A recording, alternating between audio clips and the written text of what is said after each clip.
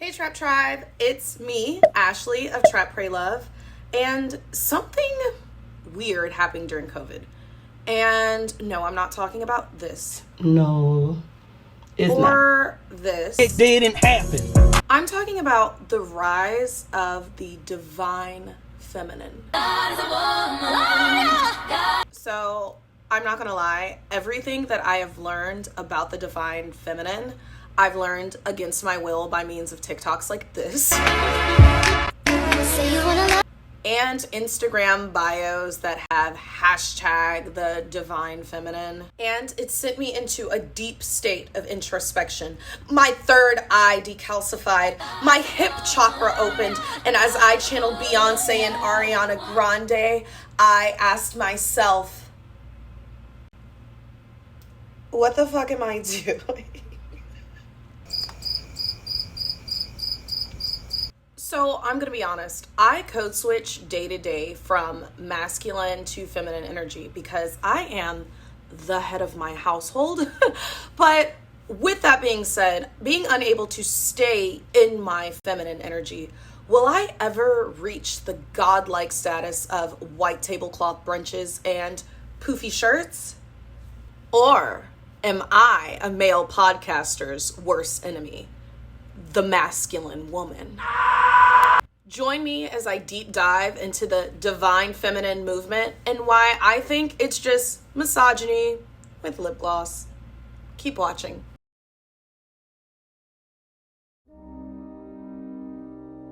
So in this video essay, I want to put out a disclaimer because I would be remiss if I did not acknowledge that I do benefit from some privileges that our society does give out that everyone does not benefit from.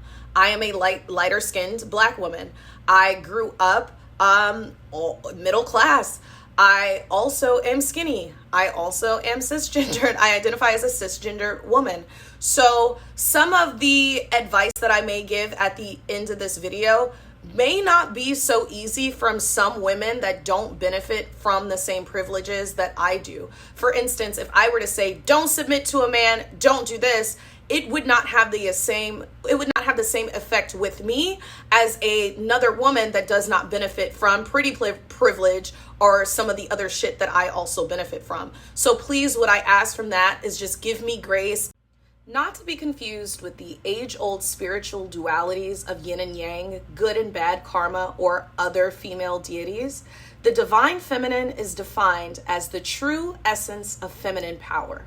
Social media experts and gurus explain that in order to embody the true essence of the divine feminine is to master the following: intuition, creativity, communication, kindness, beauty, gentleness, and sexual mastery.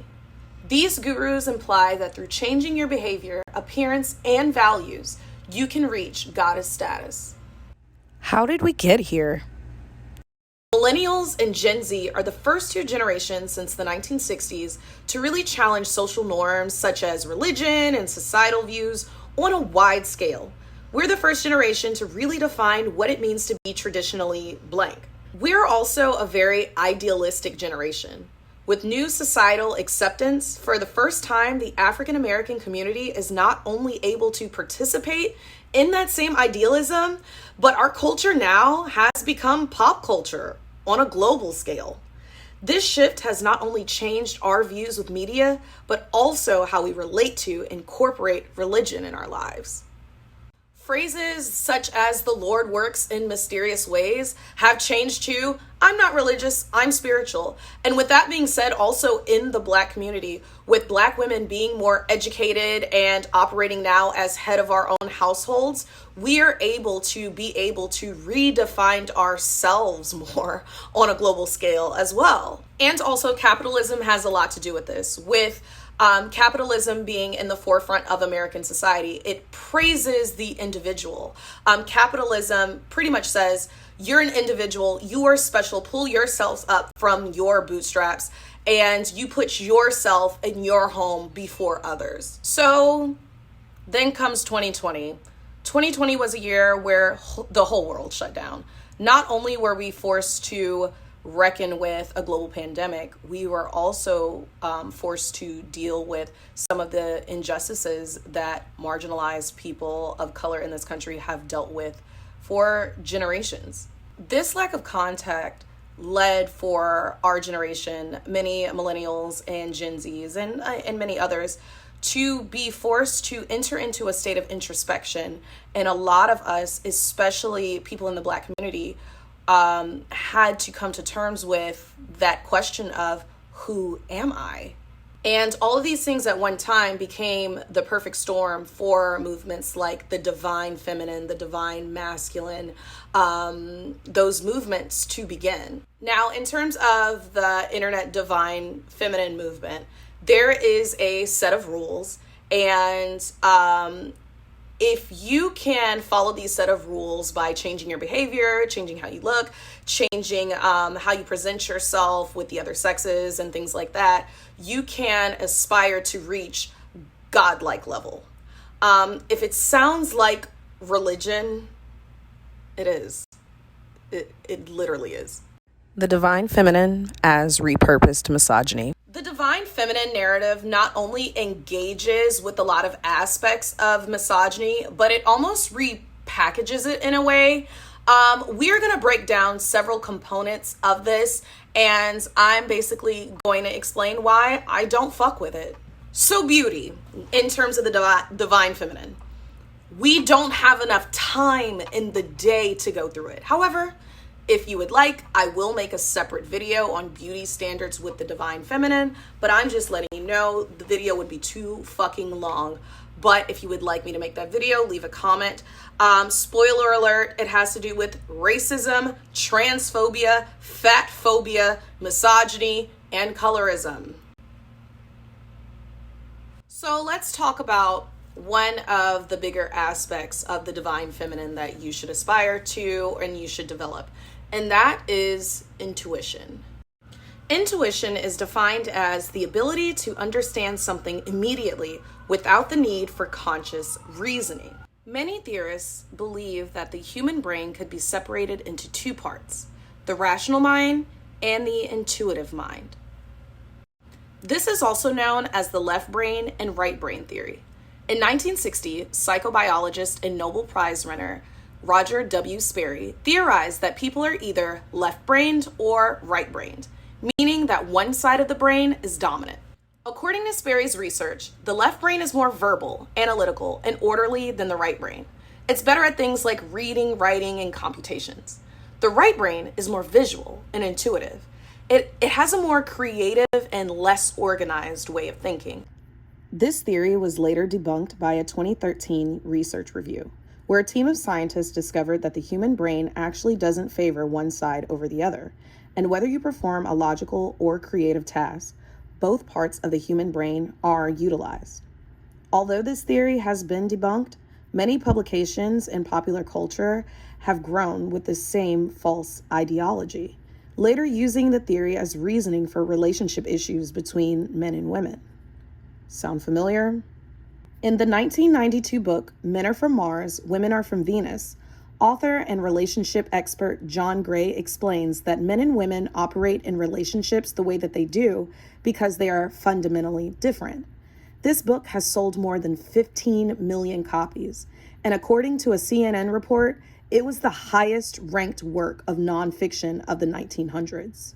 Media like this engages with the ideology that women and men are so different to the point that I guess that now we're from different fucking planets. Ideas like this also perpetuate the stereotype that women are more emotional than men, thus making us unable to lead or make rational decisions. The idea of intuition being an aspect of femininity is inherently misogynistic. The idea of a woman's intuition is inherently misogynistic. The idea that women don't make decisions on any type of logical reasoning other than our gut feelings, it furthers the notion that women aren't rational thinkers, that we just go along with emotions with no basis in fact. And when logic and reasoning is tied to masculinity, when a woman decides to make decisions based on her masculine energy, I guess that has to do with making a calculated decision. Now she's masculine and further away from the divine feminine. And we all know how we treat women that we view as masculine. Hey, cause you're my girl now, you gotta ride on my bike. But I want to ride my own bike. My dad always drives my mom. So that means I have to ride you. Come on. I don't have to do what you say. Forget you then, stupid. In fact, intuition is neither feminine nor masculine. In fact, there are many men that attribute their success to using their intuition. Men such as Albert Einstein or even Steve Jobs. So to just associate that with reaching a higher level of divine femininity doesn't even fucking make sense in our society at all when it comes to how we view smart people. Books like Men Are From Mars, Women Are From Venus, and a lot of these relationship gurus and these gurus that really push the divine feminine, the divine masculine narrative really miss the mark when we try to get our audiences to understand more about themselves. How people make decisions is more varied than masculine and feminine energy. Things like genetics, personal preference, personality traits, mental illness, how much money you make, upbringing, racism. A lot of this depend on how people make the decisions that they make and why they think the way that they think. And so I just think that the whole divine feminine movement is just fucking bullshit. And let's not even touch on the fact that how closely they tie femininity and masculinity with genitalia, how fucking transphobic that is. In the divine feminine world, it's like trans people don't even exist. And it is just not missed on me, and it is just extremely exhausting. And since we're on the topic of genitalia, that brings me to my next point and why I don't fuck with this movement, and that is pussy healing and pussy power. The last issue of the divine feminine movement that I really take issue with is how they look at the vagina. And there's a big belief that trauma is stored in the vagina and it can be healed with yoni soaps, yoni steams, all of these crazy fucking yoni products. And it can be healed through like healing sex rituals. Y'all are stressing me the fuck out. Many women in our generation and of previous generations have dealt with tremendous amounts of trauma when it comes to sex and sexuality. Black and brown women experience racism and sexism. So that puts us in a double bind at the chance of us experiencing sexual violence in our lifetimes. But this is not a new revelation. Black women for centuries have been hypersexualized and fetishized for their bodies in both media and society. First notably beginning with the transatlantic slave trade in the 16th century. But instead of confronting these generational, societal, and circumstantial traumas with therapy and placing pressure on some of these systems that encourage sexual violence and trauma in our community,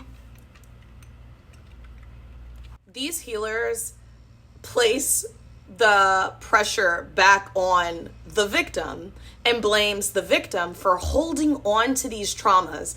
And to get out of it is to use pussy soap, pussy steams, do some hip stretches, and maybe fuck a nigga on the full moon. Weird. Like, what? This shit, like, this is weird. This is culty, weird shit. Like, why are y'all like this? And I'm a soap maker myself, and I consider myself a spiritual person. I am a tarot reader. That's how Try Pray Love started. However, I don't like yoni soap. And for those of you that don't know what yoni soaps and products are, here we go. Yoni products are vagina products that are marketed to women for the following: cleansing the vagina, increasing vaginal lubrication for more pleasurable sex, and increasing fertility. So if I have to market a product to you based on the idea that your vagina is dirty, sounds a lot like some shit a man would say, right? Vaginas are dirty. They need to be cleaned out. Put this in it. It'll clean all the trauma and all that shit. Like, what? What? And then in order to increase vaginal lubrication for more pleasuring sex, like, does my body just exist to be wet for a man? Increase fertility? To have kids? So not only is my vagina dirty, it's only here for a nigga and to have kids? It sounds like misogyny.